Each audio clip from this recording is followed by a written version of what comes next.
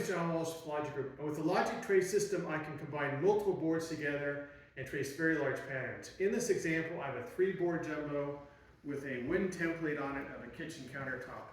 I'm going to digitize that, save it as a DXF file. I've also moved the commands onto my iPad so I can use that. It makes it much faster. I'm going to click Trace Start, take the pen stylus, and then I trace the outline.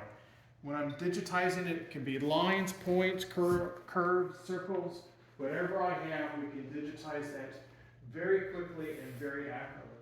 So I'm just going to come around here around my template of my kitchen countertop.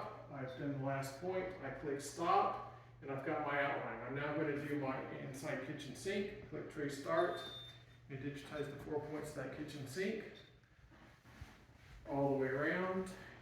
And then I can click Stop, and then save it as a DXF file. A very large template in a matter of minutes. Thank you.